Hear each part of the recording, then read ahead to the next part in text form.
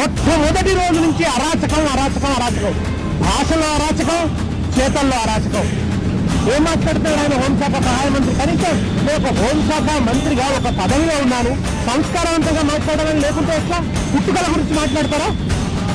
ఇంతకంటే దుర్మార్గం ఇంకొకటి ఉంటుందా? ఇంత కుసంస్కారమా? ఇంత దిగజారిపోవాలా? దేశం కోసం, ధర్మం కోసం, హైందవ సంస్కారం అని మాట్లాడే వాళ్ళు పుట్టుకల గురించి మాట్లాడతారా? ఏం చదివాను? భగవద్గీత చదివావా? ఉపనిషత్తులు చదివావా? నీ జీవితంలో నీ నోటి నుంచి ఒక శ్లోకం వినలే, నీ నోటి నుంచి ఒక మంచి మాట వినలే, నీ నోటి నుంచి ప్రజల కోసం కమిట్మెంట్ తో మాట్లాడే ఒక వాక్యం వినలే. పొద్దున్న లేస్తే కేసీఆర్ తిట్టడం, కేసీఆర్ తిట్టడం, కేసీఆర్ తిట్టడం, కేసీఆర్ తిట్టడం. ఈ తప్ప బండి సంజయ్ నోట ఇంకేమైనా విన్నావా? ఏం లేదు. రేవంత్ రెడ్డి గారిని మాత్రం ప్రియురాలు జడత కొట్టుకుంటాడు అప్పుడప్పుడు. అది చిన్నపాటి విమర్శ. ఇంత కొనుగోలు జరగడం లేదు, రైతుల పాపం ధాన్యం కొనుగోలు జరగక అల్లాడుతున్నారు రైతులు. ఎక్కడున్నారు బండి సంజయ్? అది పట్టదు ఆయనకి పొద్దుందాకా బీఆర్ఎస్ మీద పడడమే.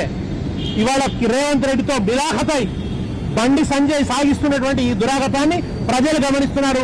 బీజేపీ నాయకులారా తారా హుషారు. మీ పార్టీ మూలాలు పెకలిస్తున్నాడు ఆయన. మీ పార్టీకి కూడా ఆయన ఘాతకుడుగా తయారైనాడు. ఈ విషయాన్ని గ్రహించాల్సినటువంటి అవసరం ఉంది. కుసంస్కారానికి, దాడులకు, గూండాయిజానికి ప్రతీకలుగా మారారు రేవంత్ రెడ్డి అండ్ బండి సంజయ్.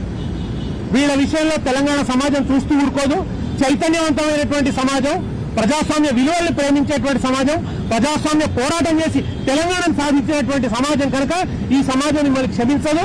ఇవాళ మేము అందుకనే ఆనంద్ గారికి చెప్పినాం, వారి నుంచి మేము ఆశిస్తున్నాం, వారి చట్టాన్ని రక్షిస్తారని ఆశిస్తాం. మాకేం ఫేరుగా ఆశించట్లేదు.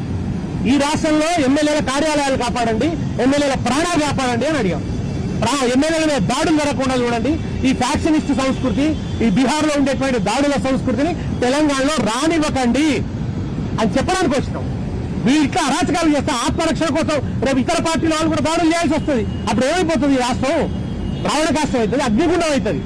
ఈ రాష్ట్రంలో అన్ని విలువలు దిగజార్చడానికి ఈ ఇద్దరు నాయకులు కూడా రాష్ట్రాన్ని నాశనం చేస్తున్నారు, అన్ని విలువలు దిగజారుగా చేస్తున్నారు, పతనం వైపు రాష్ట్రాన్ని తీసుకుపోతున్నారు. కనుక వీళ్ళ విషయంలో కఠినమైనటువంటి చట్టబద్ధమైనటువంటి మొట్టమొదటి రోజు నుంచి అరాచకం అరాచకం అరాచకం, భాషలో అరాచకం, చేతల్లో అరాచకం. ఏం మాట్లాడతాడు ఆయన? హోంశాఖ సహాయ మంత్రి. కనీసం నేను ఒక హోంశాఖ మంత్రిగా ఒక పదవిలో ఉన్నాను, సంస్కారవంతంగా మాట్లాడాలని లేకుంటే ఎట్లా? పుట్టుకల గురించి మాట్లాడతారా? ఇంతకంటే దుర్మార్గం ఇంకొకటి ఉంటుందా? ఇంత కుసంస్కారమా? ఇంత దిగజారిపోవాలా? దేశం కోసం, ధర్మం కోసం, హైందవ సంస్కారం అని మాట్లాడే వాళ్ళు పుట్టుకల గురించి మాట్లాడతారా? ఏం చదివాను? భగవద్గీత చదివావా?